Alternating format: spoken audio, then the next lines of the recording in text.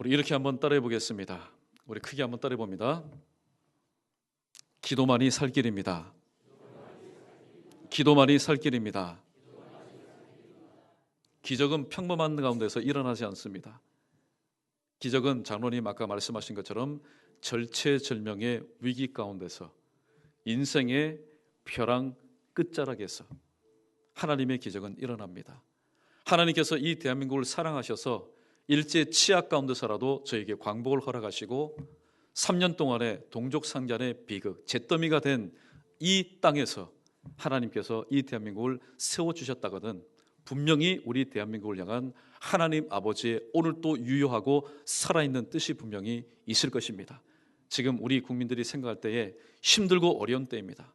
솔직히 저도 답이 어디 있는지 모르겠습니다. 그래서 하나님 앞에 엎드립니다.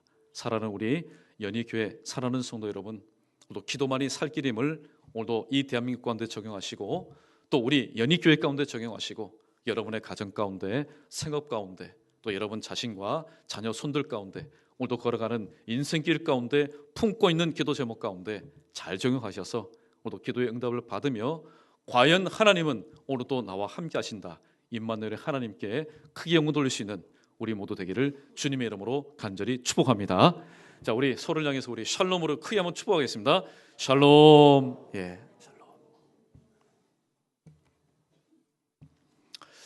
오늘날 장기적인 경제 불안 가운데 전 세계와 그리고 대한민국 사회도 피할 수 없는 문제가 있습니다. 그 문제는 바로 구직난이요 실업의 문제입니다. 그런데 이 자리도 참여하고 있지만은 우리 청년들의 실업난과 구직난은 우리 청년들의 그 좁은 어깨를 더욱더 무겁게 하고 청년들의 내일을, 대한민국의 다음 세대를 희미하게 만듭니다. 대학생이 되면은 학문의 장에서 열심히 학구열을 피워야 될 그것이 바로 대학생의 본분인데 신입생들이 도서관으로 직행합니다. 그리고 이미 이 모든 것을 1년 정도 먼저 겪었던 선배들과 함께 열심히 공부합니다. 그런데 그 공부가 학문의 정제를 위한 공부가 아니라 바로 취업을 위한 그런 공부에 매진하고 있습니다. 그래서 열심히 노력한 결과 졸업과 동시에 취업을 합니다. 얼마나 여러분 반가운 소식입니까? 취업하는 것이 바늘길을 통과하는 것보다 어려운 이 시대에 취업했으니 얼마나 기쁩니까? 그런데 얼마 가지 않아서 이유가 이겁니다. 적성에 맞지 않아서 퇴사를 했다는 소식을 듣게 됩니다. 그리고 또다시 원서를 수도 없이 재작성합니다. 그리고 회사의 직장에다가 제출합니다. 저는 경험이 참 많습니다. 저에게 한번 기회를 주십시오. 누구보다도 열심히 최선을 다하겠습니다. 진실된 마음을 품고 있지만은 나를 오락하는 회사 없이 어느새 시간이 흘러서 캄캄한 싸늘한 저녁이 나를 맞습니다. 그리고 계절이 변하여서 추운 겨울을 맞이하게 됩니다. 오늘은 좋은 소식을 가져오려나 부모님들과 처자식들이 빈 몸으로 돌아가는 내 자신을 맞이합니다. 이것은 우리 모두의 이야기였고 지금 우리의 이야기이고 그리고 우리의 이야기일 수도 있습니다. 그렇게 지내는 어느 날 회사 인상 담당자로부터 자, 당신 채용되었으니 내일부터 우리 직장에 나와서 일하십시오. 정말로 꿈에도 듣고 싶어 했던 그런 음성 아니겠습니까? 좋은 소식입니다. 굿뉴스입니다. 지금까지 일자리를 얻지 못해서 전전긍긍하며 누가 나를 불러줄까? 실업자의 그 아픔과 고통을 느꼈던 사람에게는 복음 그 자체입니다. 그래서 아침에 눈을 떠서 야, 나 오늘 또 나가서 일할 수 있는 일터가 있다. 하나님 감사합니다. 나가서 굳은 일을 맡기지만은 내게 오늘 또 굳은 일이든지 어떤 일인지 맡아서 할 수 있다는 사실에 대해서 감사하며 동료들과 함께 열심을 다해서 최선을 다해서 일합니다.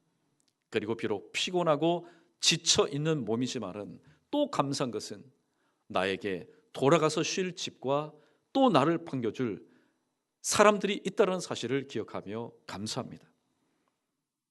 실업자에 있던 그 사람이 치열한 경쟁률을 뚫고 취직이 되었습니다. 일자리를 얻었습니다. 나가서 일합니다.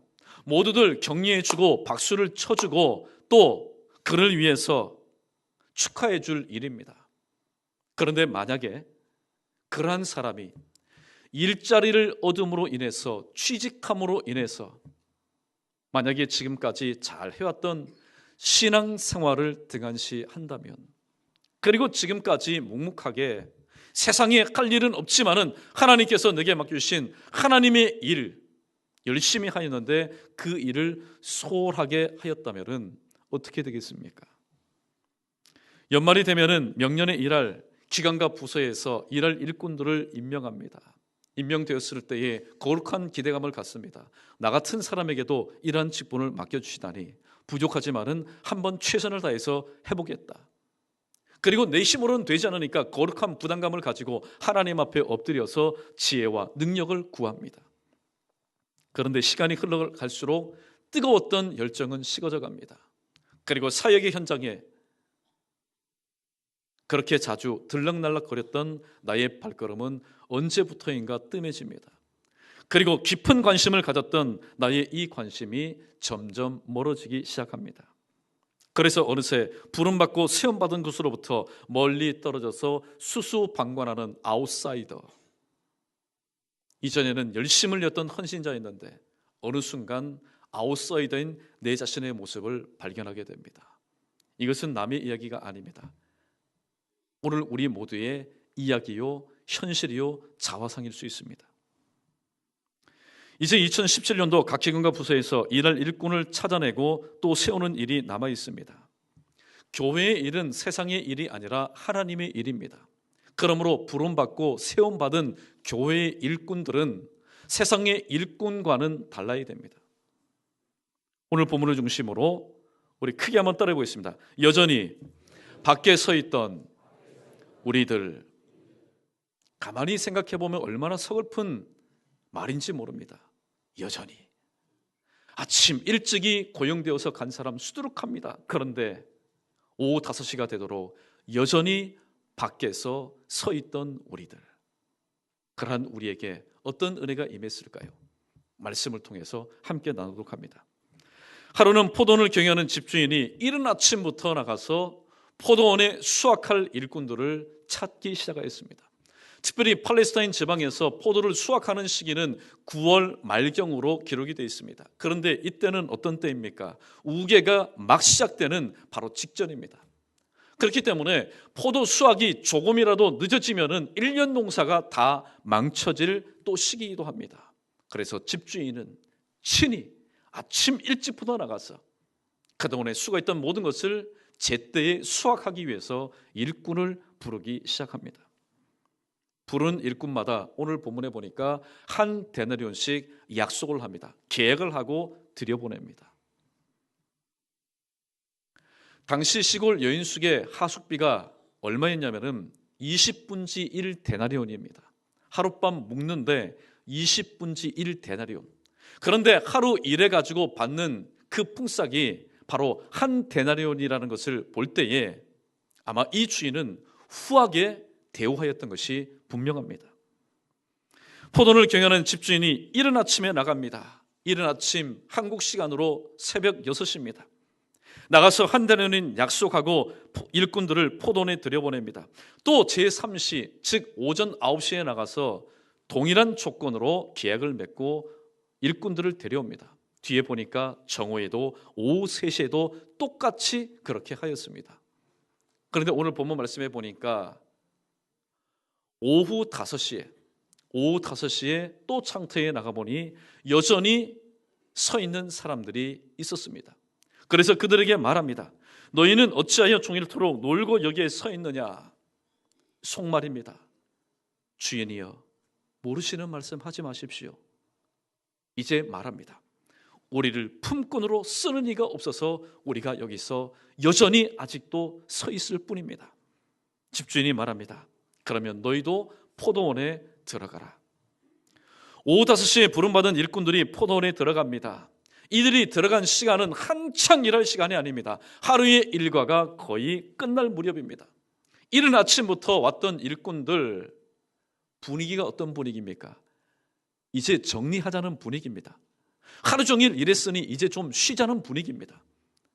그러나 오후 5시에 부름받은 이 일꾼들은 그 분위기에 휩쓸리지 않습니다. 동조하지 않습니다.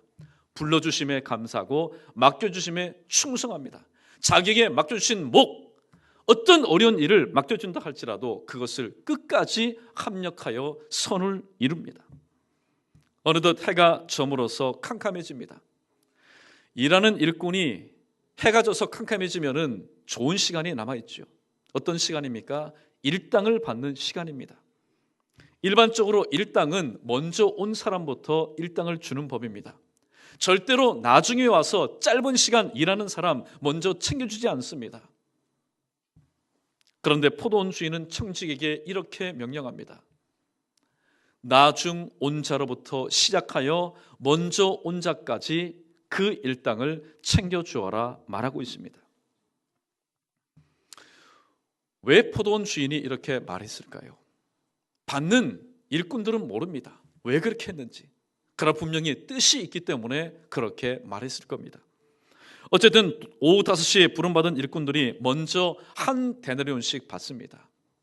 이후에 나중 온 사람들이 한 데나리온씩 받았으니 먼저 온 사람들의 입술에 미소가 짓기 시작합니다.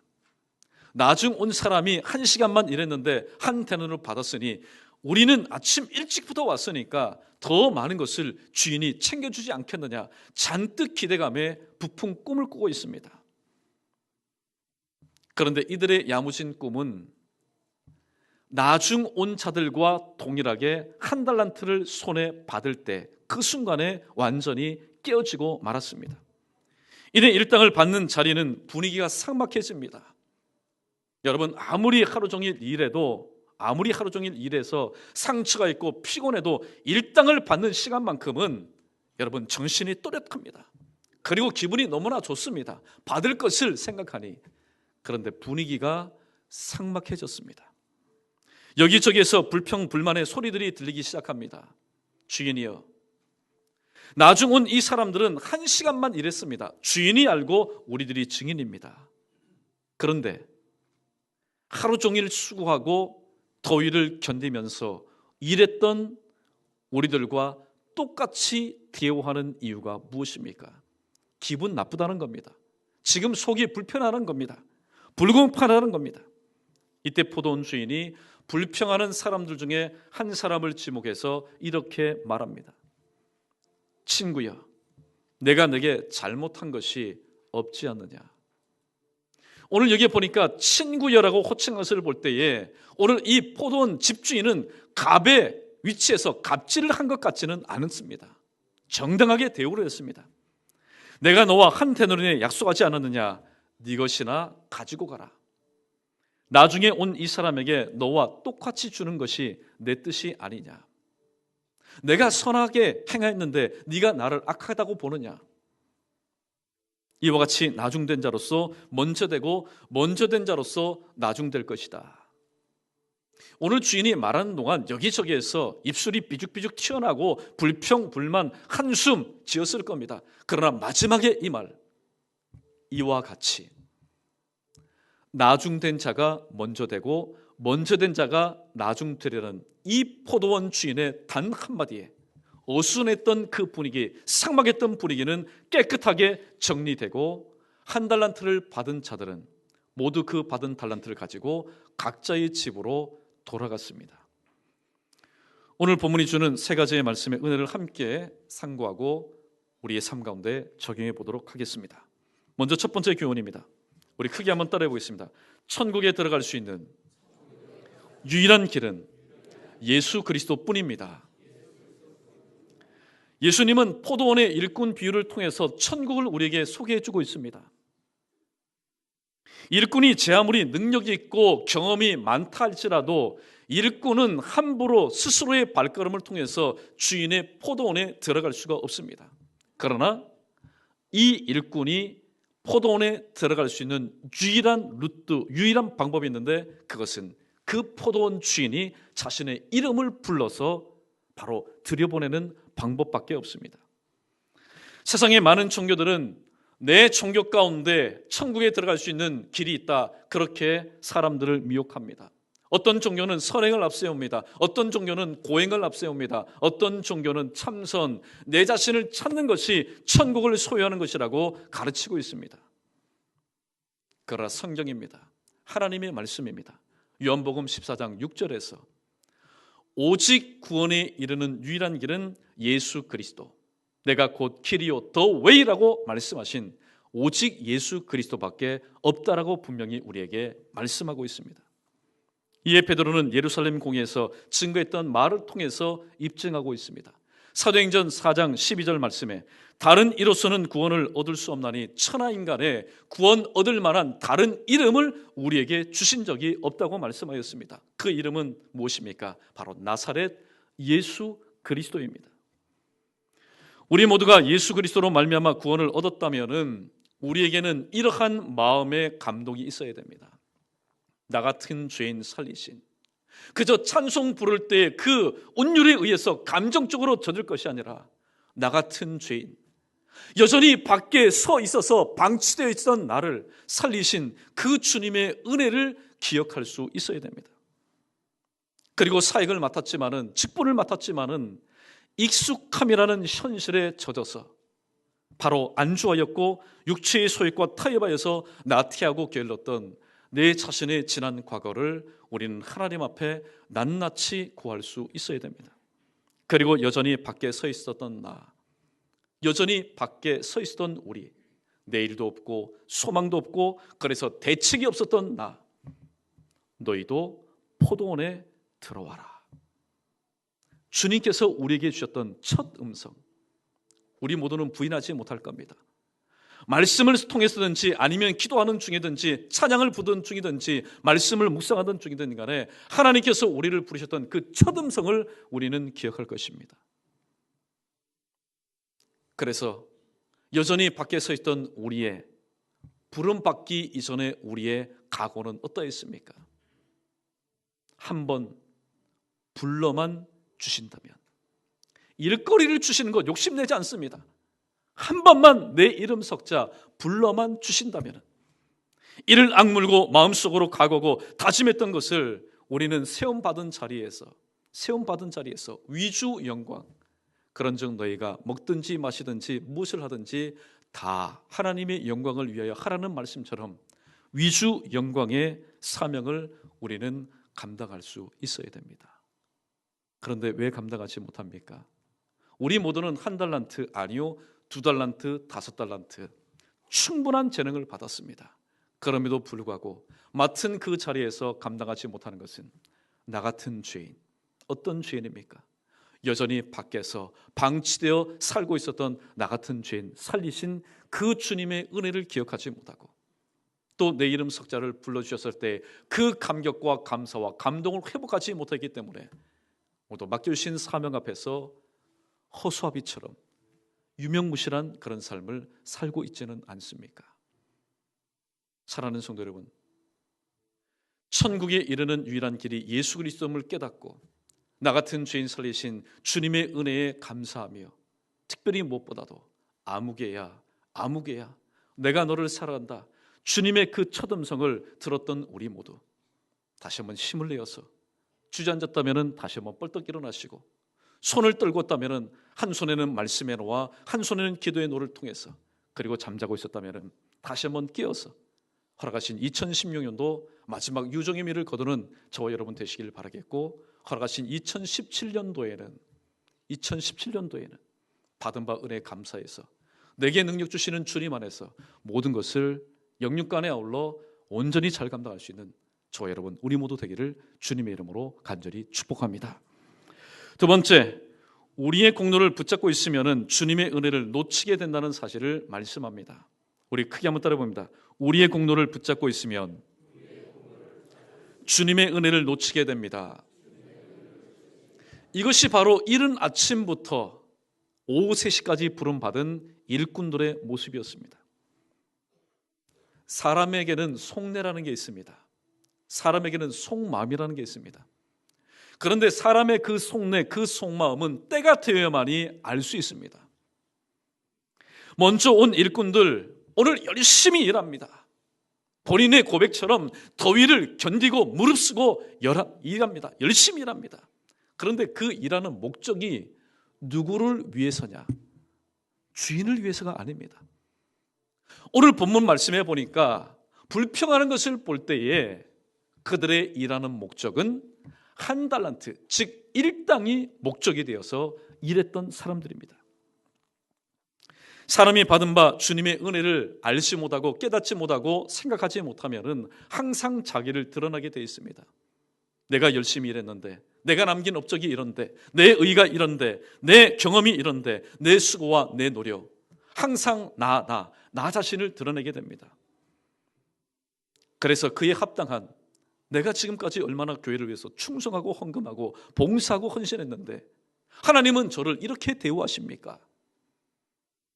내가 지금까지 쏟은 그 모든 일들에 대한 합당한 대가를 받지 못할 때에 교회입니다, 중직입니다, 직분자입니다, 오래 신앙생활을 했습니다, 거두절미하고 모두 다 불평불만의 소리를 낼 수밖에 없습니다. 그러나 우리가 분명히 기억할 것은 여러분, 어려운 말 아닙니다. 쉬운 진리입니다. 일당이라는 것은, 일당을 정하는 것은 일꾼이 아니라 주인이 정해서 주는 것입니다. 그러므로 오늘도 하나님의 사역을 감당할 때에 하나님께서 내게 베푸시는 그 은혜, 그저 베푸시는 은혜에 대해서 감사할 수 있어야지. 하나님 아시지 않습니까? 내 앞뒤 옆에 있는 성도들도 다 증인입니다. 이처럼 헌신하고 이처럼 오늘도 헌금하고 이처럼 하나님의 일을 위해서 매진했다면 최소한 이 정도는 챙겨주셔야 되지 않습니까? 여러분, 다시 한번 말씀드립니다. 일당을 정해서 주는 것은 일꾼이 하는 것이 아니라 주인이 하는 것입니다. 그러므로 하나님께서 내게 베푸신 은혜에 대해서 우리는 이러쿵저러쿵 시비를 걸어서는 안 됩니다.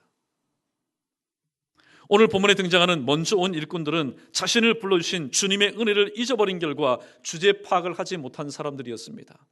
심지어는 어떻게 하였습니까?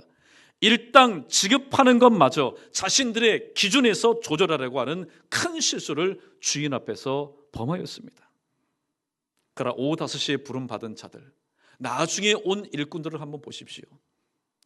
이른 아침부터 오후 3시에 부름받은 일꾼들은 집주인과 정식으로 계약을 맺은 바로 일꾼들입니다. 한 달란트.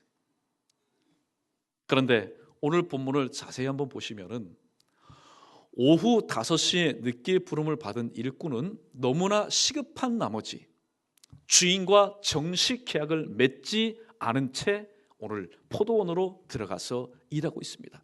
그러므로 포도원 주인이 일을 한 뒤에 그 삭스를 챙겨주지 않아도 법적으로 호소할 길이 없습니다.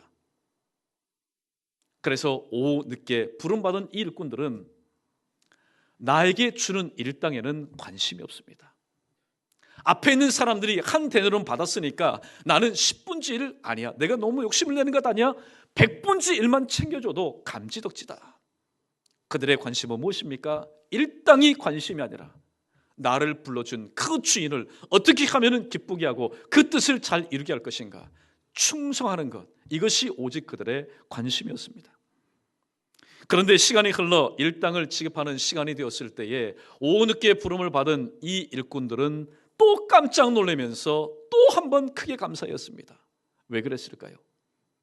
생각지도 않았습니다. 한 데나리온이 무엇입니까? 한 데나리온은 돈이 아니라 그저 먹거리라도 한 끼 챙겨주면 감사할 줄로 알았는데 똑같이 한 데나리온을 챙겨주었습니다. 거저 받는 은혜였습니다. 우리 모두는 예수 그리스도의 보혈로 인해서 구원받은 존재입니다. 사랑하는 성도 여러분, 구원이 뭡니까? 우리는 구원받은 것에 대해서 시시하게 생각합니다. 물질을 축복받은 것에 대해서는 대단하게 생각합니다. 일터가 번창하고 잘 되는 것에 대해서는 자랑합니다. 그러나 우리 모두가 받은 구원에 대해서는 그렇게 자랑하지 않습니다. 기뻐하지 않습니다. 그러나 보십시오. 나와 관계된 무엇을 먹을까, 무엇을 입을까, 무엇을 마실까, 의식주에 대한 모든 문제를 해결받고 풍족하게 지낸다 할지라도 우리가 구원받지 못하였다면 우리는 하나님께서 어리석다 명하셨던 한 부자에 지나지 않습니다. 구원은 무엇입니까? 이 땅에서 있다가도 없어질 모든 것들보다도 능가하여서 초월하여서 영원토록 우리의 삶을 바로 지속시키는 바로 은혜가 아니겠습니까? 우리에게 필요한 것들을 주셔서 부족함이 없이 우리는 풍성하게 누리고 있습니다. 비교하니까 슬플 뿐이지요. 사실 비교하지 않으면은 나 같은 사람에게 하나님께서 이런 집을 주시고 이런 일터를 주시고 이러한 식구를 주시고 이러한 또 은혜를 베풀어 주셨다. 곰곰이 하나님 앞에서 생각해 보면은 감사 또 감사할 것밖에 없습니다. 나를 불러주신 예수님의 은혜를 잊어버리면은 우리는 예수님이 목적이 아닙니다. 예수님을 위해서 살지 않습니다.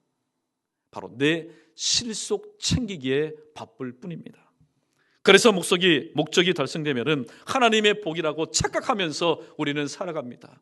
그러나 목적이 달성되지 않으면은 또 낙심천만하여서 불평하고 원망하고 하나님 자녀답지 못한 삶을 우리는 언행심사를 통해서 살아가게 됩니다. 우리 모두 먼저 온 일꾼의 전철을 되밟아서는 안 될 것입니다. 여러분, 일꾼이라고 해서 다 하나님께서 인정하시는 일꾼은 아닙니다. 오늘 포도원도 보십시오. 다 일꾼입니다. 그러나 먼저 온 일꾼은 주인에 대해서 불평하고 원망하는 일꾼이었습니다. 그러므로 나중 온 일꾼들처럼 나를 불러주신 주님의 그 은혜 다시 한번 기억하고 감사하여서 맡겨주신 일에 충성을 다할 때에 우리 다시 한번 크게 따르고 있습니다. 거저 베푸시는 은혜, 거저 주시는 은혜, 이 거저 베푸시고 거저 베푸시는 은혜를 범사의 삶의 현장에서 풍족하게 풍성하게 체험할 수 있는 저 여러분 우리 모두 되기를 다시 한번 주님의 이름으로 축원합니다. 마지막 세 번째입니다. 직분을 맡은 사람에게 구할 것은 오직 충성뿐입니다. 좀 더 말씀을 드립니다. 일찍 부름을 받아 직분을 맡은 자이든지 나중에 부름을 받아 직분을 맡은 자이든지 간에 직분을 맡은 자에게 구할 것은 충성뿐입니다. 사람은 혹시 모르고 맡길 수 있습니다. 저 사람 보니까 외모도 그럴싸하고 얼굴마담 되겠다. 저 정도면은 사람값 하겠다. 직분값 하겠다. 근데 사람은 모르고 맡길 수 있습니다. 그래서 어떤 결과를 초래하게 됩니까? 믿는 도끼에 발등 찍히는 경우도 있습니다. 그러나 하나님은 우리에게 맡기실 때에 모르고 맡기시는 적이 한 번도 없습니다. 내가 내 자신을 잘한다고 얘기합니다. 맞습니다. 내 자신을 나보다 잘하는 사람이 누가 있겠습니까? 그러나 하나님은 내가 내 자신을 아는 것보다도 더욱더 구체적으로 정확하게 확실히 아시는 분, 나의 과거와 현재와 미래, 그리고 내 겉으로 드러난 모습뿐만이 아니라 내가 꼭꼭 감추고 있는 내 속사정까지도 알고 계시는 주님이십니다. 그런 주님이 병든 나를 부르십니다. 나에게 맡겨주셨습니다. 지금 물질이 없어서 잘 살면은 나에게 큰 사명을 맡겨주십니다. 모르고 맡겨주신 것도 아닙니다. 그렇다면 우리는 어떻게 해야 되겠습니까? 이 모든 것, 내가 지금 병약 한가운데 있지만은 주님께서 맡겨주신 것, 주님이 책임져 주시도록 믿고 내 건강 회복시켜 주시도록 믿고 우리는 그 다음에 맡겨주신 일 가운데 충성하는 것, 이것이 진정 하나님의 부름을 받은 바로 일꾼의 모습 아니겠습니까? 우리는 하나님의 부르심 앞에 최소한 이런 부정적인 언어를 통해서 우리는 서서는 안 됩니다. 시간 때문에 할 수 없습니다. 물질 때문에 할 수가 없습니다. 건강 때문에 할 수가 없습니다. 환경 때문에 할 수가 없습니다. 사람 때문에 할 수 없습니다. 하나님은 전지전능하신 분입니다. 하나님 앞에서는 노가 없습니다. 무조건 예입니다. 그래서 고린도후서 1장 20절 말씀에 하나님의 약속은 얼마든지 그리스도 예수 안에서 예가 되나니 그러므로 그로 말미암아 우리가 아멘하여 하나님께 영광을 돌리게 되느니라, 그렇게 말씀하고 있습니다. 전지전능하신 하나님 앞에서 할 수 없습니다. 안 됩니다. 못합니다. 이것은 하나님의 자녀가 된 바로 자의 언어가 아니기 때문입니다. 하나님의 부름을 받은 하나님의 일꾼은 무엇 때문에 할 수 없습니다. 그렇게 말하는 존재가 아닙니다. 오히려 베푸신 받은 바 은혜로 인해서 무엇이든지 능히 할 수 있는 존재이기 때문입니다. 요한복음 15장 5절, 너희가 나를 떠나서는 아무것도 할 수 없다. 그 말씀만 보면은 실망될 일이 많습니다. 맞다. 나는 주님을 떠나서 배운 것도 없고 가진 것도 없고 무지하고 무능하고 무능력한데 나는 할 수 없다. 그러나 주님은 말씀합니다. 요한복음 15장 5절 말씀을 통해서 너희 무능함과 무지함과 연약함을 깨달았느냐 인정하였느냐? 그러면 빌립보서 4장 13절 말씀을 붙잡고 맡기신 사명을 감당하라 말씀하고 있습니다. 우리 마지막으로 크게 한번 따르고 있습니다. 내게 능력 주시는 자 안에서 내가 모든 것을 할 수 있느니라. 나는 누구입니까? 연약한 나입니다. 아직도 질병을 가지고 있습니다. 물질 문제로 인해서 고민하는 나입니다. 염려하는 나입니다. 삶의 모든 문제로 인해서 눌려있는 나입니다. 그러나 그러한 나에게 능력 주시는 주님 안에서 모든 것을 할 수 있다고 주님이 말씀하고 있습니다. 목사인 제가 말하는 것 아닙니다. 사람이 말하는 것은 언제 실수할 수 있습니다. 하나님이 말씀하십니다. 그러므로 우리 모두는 누가복음 17장 10절에 기록된 말씀처럼 맞습니다. 저는 무익한 종입니다. 그저 내가 해야 될 것을 한 것뿐입니다. 이것이 바로 착하고 충성된 종의 신앙의 고백입니다. 말씀을 정리합니다. 예수님은 마태복음 9장 37절과 38절에서 제자들에게 이렇게 말씀하십니다. 이 말씀은 2000년대를 살아가고 있는 우리 교회에게도 주시는 아직도 유효한 따끈따끈한 말씀입니다. 제가 한번 읽어드립니다. 추수할 것은 많되 일꾼이 적으니 그러므로 추수하는 주인에게 청하여 추수하는 일꾼들을 보내어 주셔서 하라 하시니라. 사랑하는 성도 여러분, 이 시간 두 가지를 질문합니다. 여러분 속으로 진정 어린 마음으로 한번 대답해 보십시오. 하나님이 일을 할 때에 이 지상교회는 이렇게 말합니다. 우리 교회에 재정이 없어서 하나님의 일을 하지 못합니다. 하나님이 이렇게 말씀합니다. 나는 금도 내 것이요 은도 내 것이다. 오늘도 연희교회 이 지상교회의 주인은 하나님이십니다. 은도 내 것이요 금도 내 것이라고 말씀하신 하나님이십니다. 천지 만물을 창조하신 하나님이십니다. 그런데 일꾼들이 한 걱정을 합니다. 우리 포도원에 지금 물질이 없습니다. 우리 교회 재정이 모자랍니다. 그렇게 말해서는 안 된다고 말씀합니다. 두 번째, 우리 포도원에 일꾼이 적습니다. 우리 연희교회 가운데 일할 일꾼이 적습니다. 사랑하는 성도 여러분, 하나님은 규모가 큰 교회든지 작은 교회든지 간에 그 사이즈에 맞게끔 하나님은 이미 일꾼들을 다 세우셨습니다. 그런데 어떤 일꾼이 없습니까? 나 같은 죄인 살리신 주님의 은혜를 기억하며 불러주심에 감사하고 맡겨주심에 충성하는 자원하는 일꾼이 아직까지 깨닫지 못하고 우주선처럼 일어나지 못할 뿐이지, 오늘 하나님이 세우신 지상교회는 일꾼들이 충분히 이미 준비되어 있습니다. 지금이야말로 추수하는 일꾼들이 필요한 때입니다. 나중에 온 일꾼들처럼 여전히 밖에 서 있었던 우리들, 여전히 캄캄한 그 밤에 밖에 서 있었던 우리들, 여전히 추웠던 그 겨울 한복판에 서 있었던 우리들, 그런 우리를 불러주신 예수님의 그 큰 은혜를 기억하시고 이사야 선지자처럼 내가 여기 있사오니 나를 보내소서, 내가 여기 있사오니 나를 사용하여 주옵소서, 다시 한번 불러주심에 감사 또 감사하시고 맡겨주심에 충성하여서 잠언 기자의 말처럼 추수하는 날에 주인의 마음을 시원케 하는 얼음 냉수와 같은, 그래서 맡겨주신 사명을 감당한 뒤에 착하고 충성된 종이라고 오늘도 칭찬, 극칭찬을 하시는 하나님 앞에서 오늘도 남은 여생 귀하게 쓰임받을 수 있는 저 여러분 우리 모두 되기를 주님의 이름으로 간절히 축원합니다.